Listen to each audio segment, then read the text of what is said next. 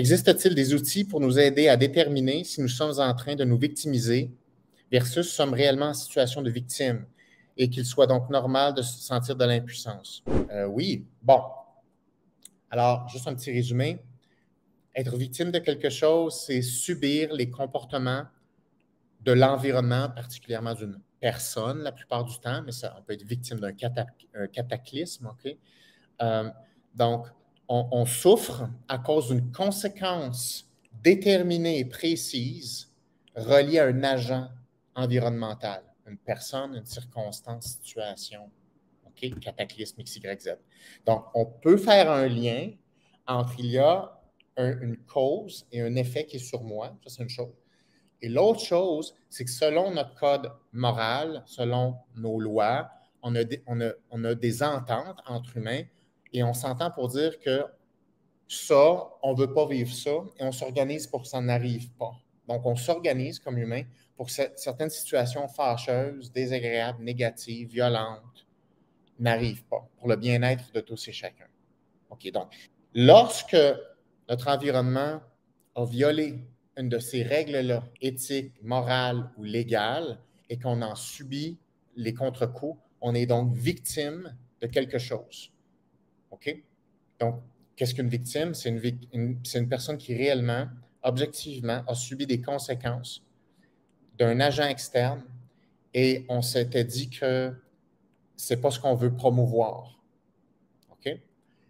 Donc, ça, c'est une victime. Donc, il y a une notion de fait, une notion d'objectivité là-dedans. On est capable de déterminer des circonstances qui ont créé cet impact-là. Donc, il y a des faits, des choses observables. Ce n'est pas uniquement relié à un sentiment d'être victime. Donc, une victime, il y a évidemment un vécu négatif individuel, mais il y a aussi des choses objectives. Il y a les deux. Donc, on est capable de faire le lien entre les deux, puis on dit, ben oui, ça c'est vrai, c'est pas l'entente qu'on a. Cette personne-là est une victime, puis là, dépendamment de ce que c'est, il va y avoir un soutien, un dédommagement, il y a des mécanismes pour faire une réparation. Mais une réparation est possible s'il y a vraiment victime selon ces éléments-là. Parce que, rappelez-vous que se déclarer victime, l'utilisation de ça, c'est aller rechercher une compensation pour essayer de remettre notre état à zéro. Malheureusement, il y en a qui utilisent ça pour dire, tant qu'à faire, je vais essayer d'augmenter ma condition. Ce qui n'est pas l'objectif, c'est d'enrayer le plus possible le dommage. Okay? C'est la volonté. Ce n'est pas un projet être une victime, ce n'est pas une stratégie d'enrichissement.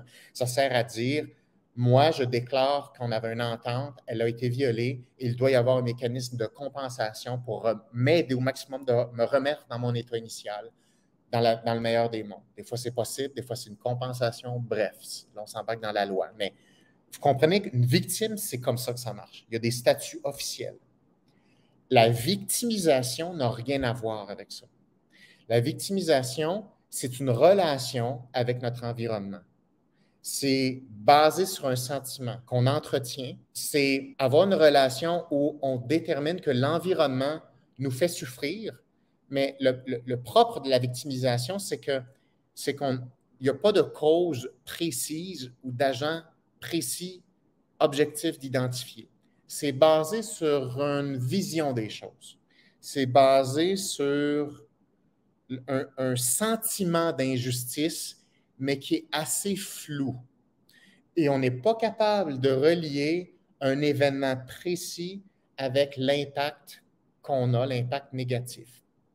Donc, la victimisation, c'est un processus psychologique autonome. Donc, une personne est prise dans une boucle où elle interprète l'environnement, des agents X, Y, Z, souvent très flous, contre eux.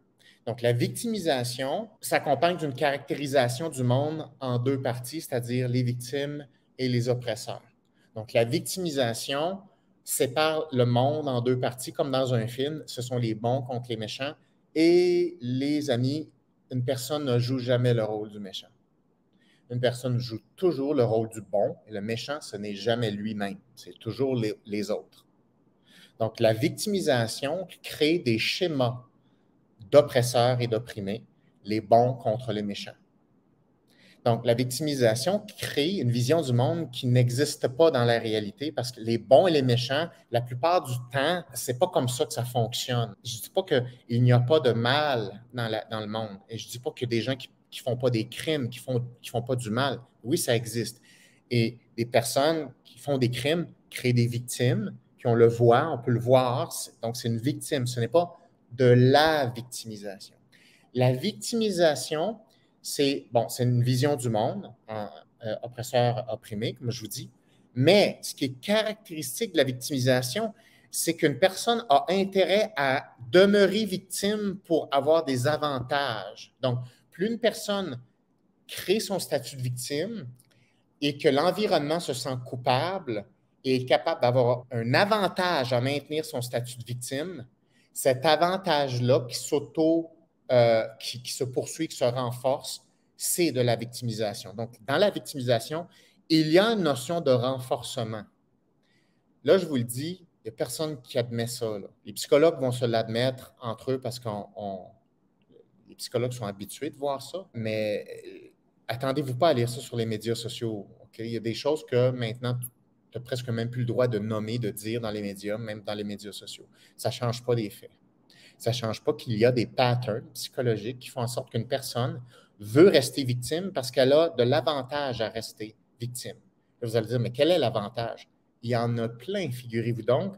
Et en fait, on est dans un courant où on renforce le statut de victimisation et on rend la victimisation comme une compétition, c'est-à-dire c'est la meilleure victime qui va gagner et posséder un statut hiérarchique.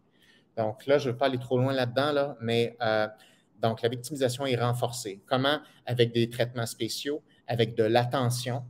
Et maintenant, les personnes qui sont les plus victimes ont une espèce d'aura stéréotypée qui ont un pouvoir de nommer les grandes vertus, les grandes vérités et une espèce de sagesse au nom des victimes. Donc, les personnes qui sont le plus dans la victimisation se nomment représentants non seulement de victimes, sont eux-mêmes se disent victimes, mais sont maintenant des représentants de d'autres victimes. Donc, tu as comme du narcissisme qui s'imbrique là-dedans. Je ne peux pas trop aller là-dedans là, parce que ça, c'est vraiment... Tu sais, c'est le genre d'affaires que je passe 2 jours à parler en continu dans Précog, c'est-à-dire l'interaction victimisation-narcissisme. Et ça, il faut comprendre ça, il faut le lire, il faut l'entendre, parce que c'est très dangereux, en fait, cet état-là. Bref, voilà, c'est ça la différence entre les deux. Donc, comment faire la différence? Bien, demandez-vous si il y a plus de facteurs qui caractérisent l'aspect victime ou plus de facteurs qui caractérisent l'aspect victimisation. En passant, une vraie victime peut dégénérer avec des états de victimisation. Mais la victimisation ne fait pas en sorte que tu deviens victime. Malgré que une personne qui est aux prises en victimisation va avoir tendance à créer et confirmer son discours de victimisation. Donc, si, mettons, je vous donne un exemple. Moi, je décide que vous, là, vous m'opprimez. C'est ma décision. Vous n'avez pas pris cette décision-là. Vous êtes pas dit le matin, OK, vous êtes des oppresseurs de Guillaume Duluth. OK, mais mettons, c'est moi qui dis, moi, je calcule que les gens, dans mon petit commun 2, 3, sont contre moi. Sont contre moi, là. OK, alors mettons que je vire comme ça. Alors maintenant, ma vision du monde, c'est que c'est maintenant vous les méchants et moi, je suis victime de vous. D'accord? Là, mais vous n'êtes pas levé le matin en disant, ça y est, on s'unit contre Guillaume Duluth. C'est pas vrai que vous êtes des oppresseurs. C'est moi qui vous nomme oppresseur. OK? Mais si moi, je me victimise, et vous n'êtes pas vraiment des oppresseurs, mais moi, je veux que vous soyez oppresseurs. Une des choses que je peux faire, c'est de vous attaquer jusqu'à ce que la colère arrive et là, vous allez vouloir protéger votre territoire en disant excuse, non, c'est irrespectueux, je n'accepte pas ça. Et donc, je vais me servir de votre colère pour confirmer votre statut d'oppresseur. Donc, une personne aux prises avec la victimisation peut en fait créer des oppresseurs parce que tu peux pousser une personne à bout jusqu'à ce qu'elle fasse quelque chose. Et là, tu fais ah, tu vois, je le savais. Donc, tu peux créer un oppresseur juste en poussant quelqu'un à bout. Et donc, c'est vraiment dangereux, hein, la victimisation, là, ça brise tout. Ça empêche le potentiel d'une personne de se développer parce que tant que tu es tu es aux prises avec la victimisation, c'est ton renforcement.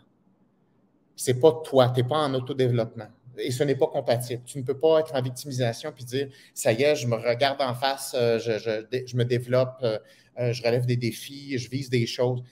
Ce n'est pas compatible. On ne peut pas faire les deux. C'est très puissant, la victimisation. C'est dévastateur. Puis c'est encore plus dévastateur parce que les gens qui se victimisent autour d'un oppresseur X, Y, Z vont aller ensemble. Donc, il va y avoir un groupe. Donc, le groupe t'isole encore plus parce que tu es encore plus blindé. Fait que ça découple les forces de victimisation. Mais la victimisation fonctionne uniquement si tu crées de la culpabilité. C'est-à-dire que l'arme de la victimisation, c'est la culpabilité. Et donc, si une personne vient à douter si elle est une bonne personne, et ce doute-là va générer un début de culpabilité, c'est terminé, c'est ce qui va renforcer la victimisation. Donc, la culpabilité mal placée, c'est ce qui va renforcer la victimisation. Il n'y a personne qui est gagnant dans ça.